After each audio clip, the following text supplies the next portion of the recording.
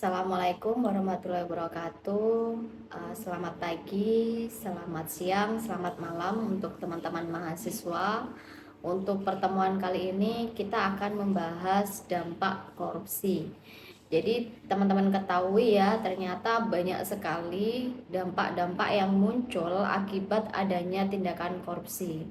Di sini ada beberapa dampak masif dari korupsi. Yang pertama adalah dampak korupsi terhadap ekonomi, kemudian dampak korupsi terhadap sosial dan kemiskinan, kemudian dampak korupsi terhadap birokrasi pemerintahan, dampak korupsi terhadap politik dan demokrasi, kemudian dampak masif korupsi terhadap penegakan hukum, dan dampak masif korupsi terhadap pertahanan dan keamanan. Dan yang terakhir adalah dampak masif korupsi terhadap kerusakan lingkungan.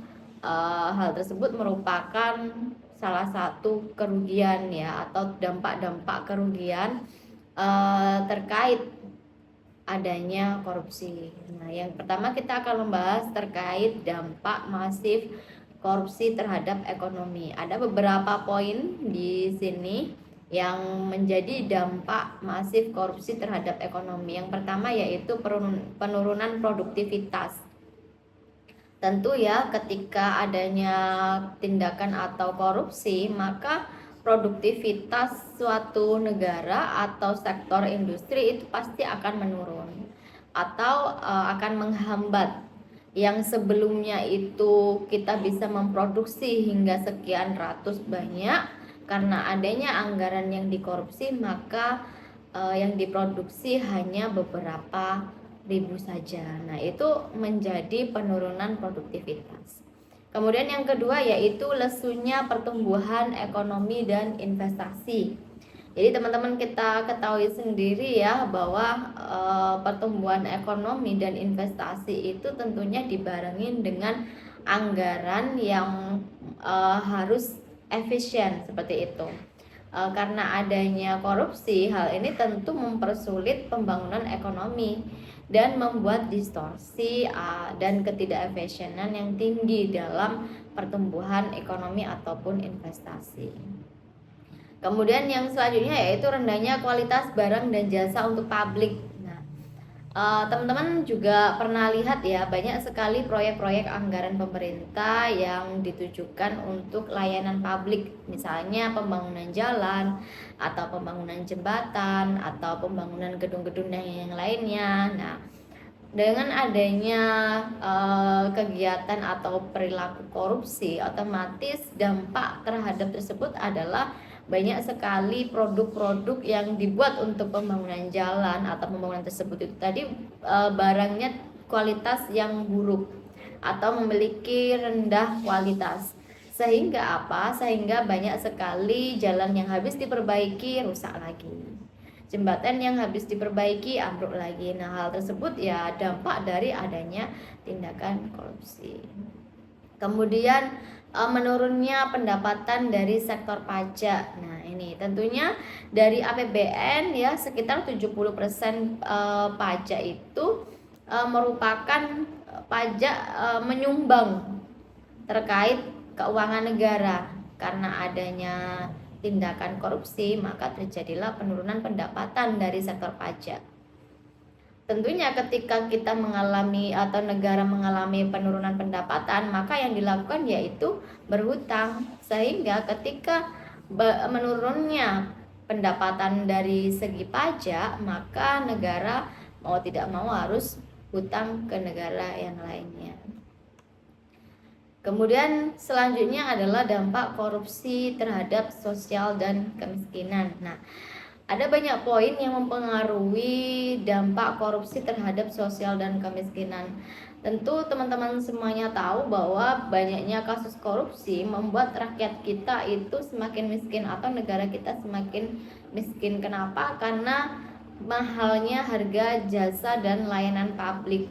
Kenapa seperti itu? Karena praktek korupsi itu menciptakan ekonomi dengan biaya yang tinggi, sehingga hal tersebut membebankan pelaku ekonomi. Kemudian yang kedua yaitu pengentasan kemiskinan berjalan lambat. Yang sebelumnya ada beberapa program pemerintah di mana tujuannya adalah pengentasan kemiskinan. Karena adanya tindakan korupsi, maka program tersebut berjalan dengan lambat atau bahkan tidak tepat sasaran. Kemudian terbatasnya akses bagi masyarakat miskin. Nah, ini jika ada persoalan yang mendahulukan, siapa yang punya uang didahulukan, maka tentunya masyarakat yang kurang mampu atau rakyat miskin itu memiliki akses yang terbatas. Jadi rakyat miskin lebih mendahulukan mendapatkan bahan pokok untuk hidup daripada untuk sekolah, yang semakin menyudutkan. Karena apa? Karena mengalami kebodohan seperti itu. Jadi banyak sekali masyarakat yang kurang mampu, dia lebih mengedepankan untuk bertahan hidup daripada untuk meningkatkan segi pendidikan. Kenapa? Karena tidak adanya program-program pemerintah terkait peningkatan pendidikan, pekerjaan yang layak, seperti itu. Kemudian yang selanjutnya yaitu meningkatkan angka kriminalitas. Nah, karena banyaknya lah kasus korupsi ini, maka peluang untuk mendapatkan pekerjaan itu semakin minim.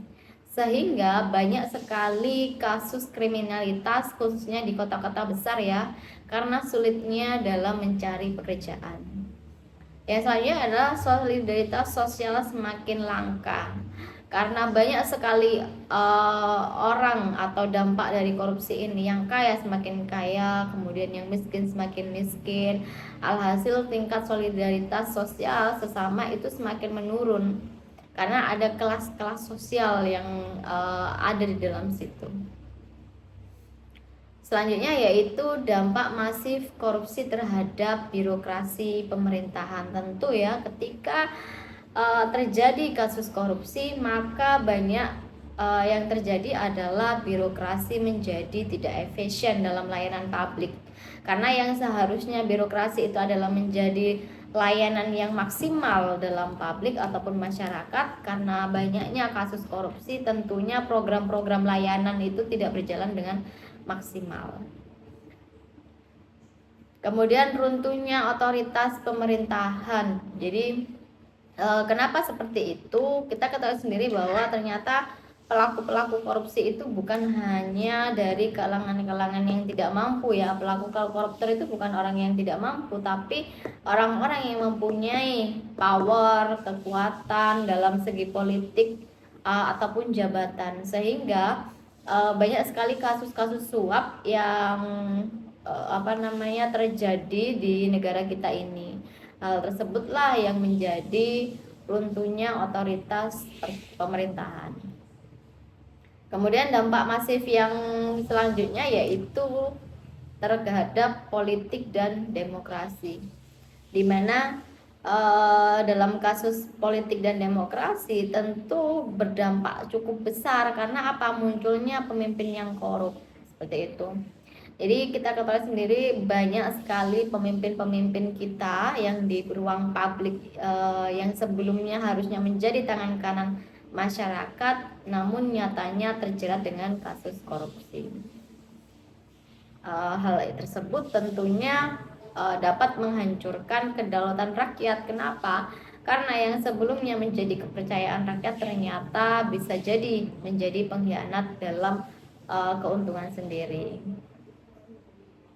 Kemudian dampak masif korupsi selanjutnya yaitu terhadap penegakan hukum. Jadi dalam penegakan hukum itu fungsi pemerintahan menjadi mandul. Kenapa? Karena hukum tumpul ke bawah, seperti itu.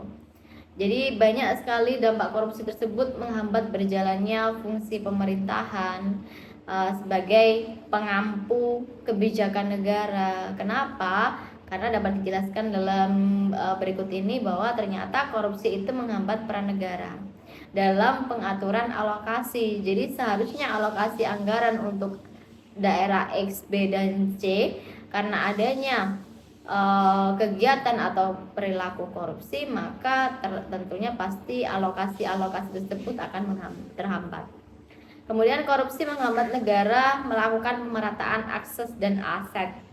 Jadi banyak sekali kita ketahui ya, di negara kita ini beberapa daerah atau di luar Pulau Jawa masih banyak sekali akses yang belum bisa dinikmati oleh masyarakat sekitar atau masyarakat lokal. Nah, tentunya hal ini menjadi PR pemerintah, bagaimana caranya agar akses itu atau layanan publik semuanya bisa dirasakan tanpa terkecuali oleh seluruh masyarakat Indonesia. Kemudian yang selanjutnya yaitu korupsi juga memperlemah peran pemerintah dalam menjaga stabilitas ekonomi dan publik, seperti itu. Dan yang paling utama adalah hilangnya kepercayaan rakyat terhadap lembaga negara. Kenapa? Karena semakin kesini banyak sekali kasus-kasus korupsi ya teman-teman. Banyak sekali kasus-kasus koruptor yang sudah hampir 80% setiap tahunnya terjadi tindakan-tindakan korupsi. Tentunya korupsi ini yang terjadi di lembaga-lembaga negara seperti yang terjadi di negara kita, seperti itu. Ini yang membuat masyarakat menjadi hilang kepercayaan terhadap lembaga negara. Yang harusnya lembaga negara, bagaimana caranya masyarakat itu percaya, patuh, melayani masyarakat karena adanya kasus-kasus korupsi yang ada di lembaga tersebut, maka rasa kepercayaan masyarakat sendiri hilang terhadap negara tersebut. Kemudian dampak masif korupsi selanjutnya yaitu terhadap pertahanan dan keamanan. Apa dampaknya? Ada dua dampaknya, yaitu lemahnya alutsista dan SDM ya. Kenapa? Karena ada anggaran Hankam itu bisa menguap sia-sia karena korupsi. Nah, seringkali kita itu mendapatkan berita dari berbagai media ya tentang bagaimana negara lain begitu mudah menerobos atau masuk dalam batas wilayah negara Indonesia, baik itu dari darat atau dari laut, seperti itu. Padahal Indonesia sendiri merupakan negara nomor 15 ya yang terluas di dunia. Nah, tentunya pasti ada tindakan atau tindakan korupsi yang berkaitan dengan. Kemudian lemahnya garis batas negara. Nah, contohnya apa? Di sini nelayan asing dari Malaysia, Vietnam, Filipina, Thailand seringkali melanggar zona ekonomi eksklusif atau ZEE di Indonesia. Nah, tentunya ini sangat merugikan nelayan kita di Indonesia, seperti itu ya. Kemudian dampak masif korupsi yang selanjutnya yaitu terhadap kerusakan lingkungan. Nah, teman-teman kalau di persoalan lingkungan, sepertinya teman-teman ketahui sendiri ya, banyak sekali pembangunan-pembangunan di Indonesia saat ini itu tujuannya adalah meningkatkan infrastruktur, seperti itu. Namun ternyata tidak dilihat bahwa ternyata pembangunan infrastruktur itu bisa mengakibatkan menurunnya kualitas lingkungan yang ada di Indonesia. Nah, teman-teman lihat banyak sekali bangunan-bangunan tinggi atau bangunan-bangunan besar, pabrik dan lain sebagainya yang dia berdiri di atas tanah rawa, seperti itu. Yang harusnya tanah tersebut adalah tanah dilindungi ya. Tanah menjadi jantung kota, maka karena adanya MOU mungkin atau kerjasama dengan swasta atau memang melanggar hukum, maka tanah yang harusnya dilindungi menjadi jantung kota dibuatlah bangunan-bangunan tinggi. Sehingga apa? Sehingga menurunnya kualitas hidup. Kenapa? Karena banyak sekali kerusakan hutan ya, sehingga mengurangi persediaan oksigen. Kenapa hal ini bisa terjadi ya? Karena banyaknya bangunan-bangunan yang dia dibangun di atas jantung oksigen di suatu kota.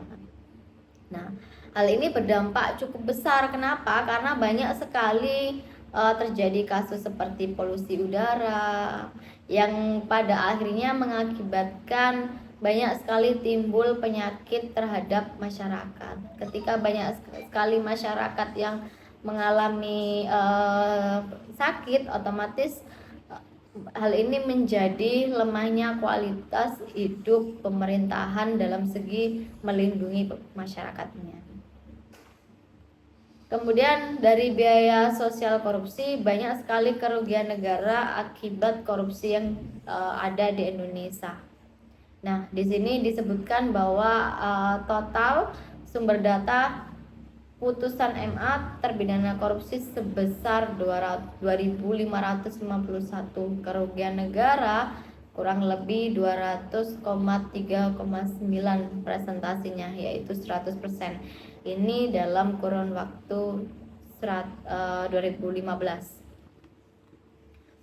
Nah, di data ini menunjukkan bahwa dalam kasus PNS terpidana korupsi kurang lebih 1.115. Kemudian di BUMD ada 149 dan di lembaga-lembaga yang lainnya. Seperti itu. Nah, dari sini kita ketahui bahwa ternyata tindakan korupsi itu merupakan sangat merugikan negara karena mengakibatkan lambatnya ekonomi tersebut. Kemudian biaya sosial korupsi, kerugian negara, sama hukuman koruptor. Nah, teman-teman ketahui sendiri ya, sekarang sudah ada undang-undang perampasan aset. Nah, sebenarnya undang-undang tersebut muncul akibat dari adanya hukuman koruptor yang tidak sesuai dengan kerugian negara. Jadi banyak sekali di masa-masa yang lalu itu kita ketahui bahwa koruptor itu bukan orang yang tidak mampu, tapi dia secara finansial memiliki materi yang cukup besar, sehingga untuk membayar denda itu bisa aja.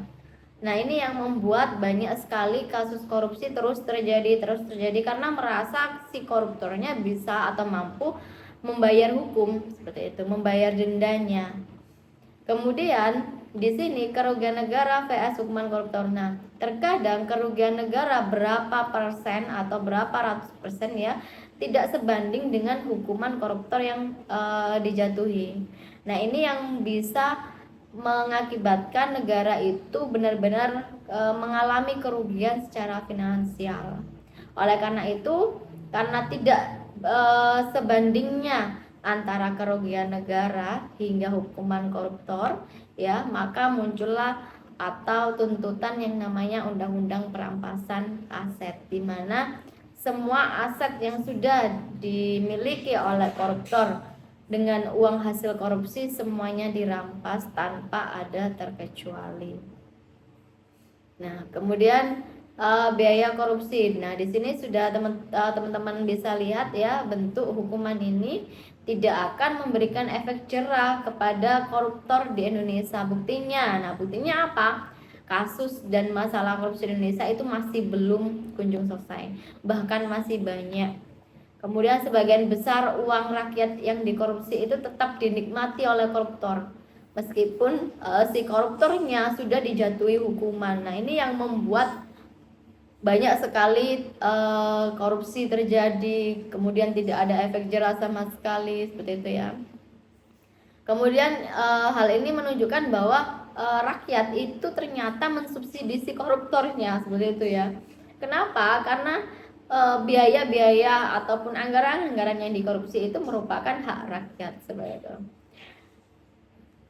Kemudian selanjutnya yaitu hubungan antara dampak korupsi dan biaya sosial korupsi. Nah, teman-teman ketahui ya, banyak sekali di sini terkait biaya-biaya yang mungkin nggak akan kembali ke negara ya.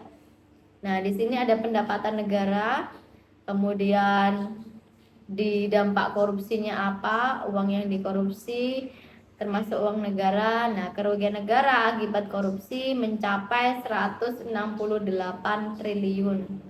Seperti itu. Sedangkan koruptor mengembalikan uang negara lewat sanksi dan denda sebesar 15 triliun.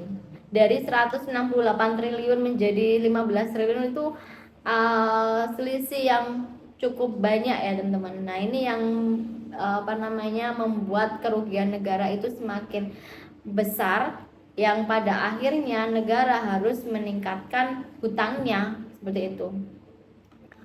Nah, kemudian Apa dampaknya biaya sosial korupsi? Meningkatnya besaran pajak. Nah, pajak negara seharusnya digunakan untuk negara karena adanya kasus korupsi, maka itu tadi harus meningkatkan besaran pajak ke masyarakat karena harus menutupi keuangan negara.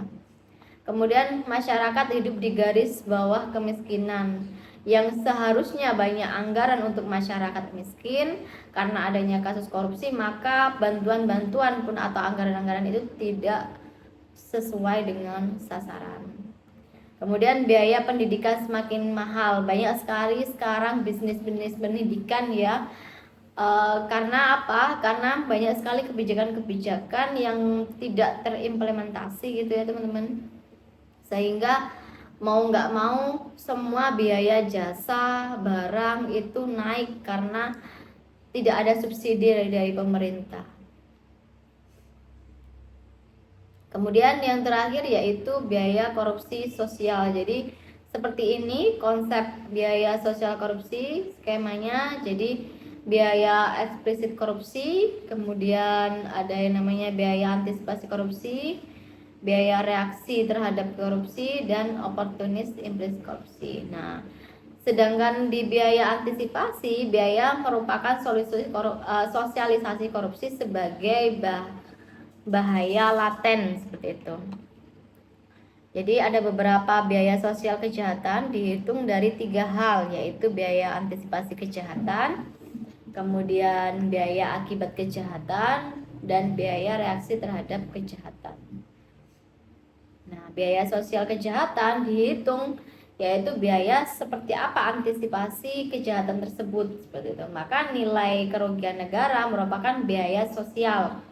Nah, ini yang mengakibatkan biaya korupsi itu semakin banyak seperti itu ya, karena untuk menutupi anggaran-anggaran yang sudah dikorupsi tadi. Oke, sampai sini teman-teman untuk materi kuliah dampak korupsi.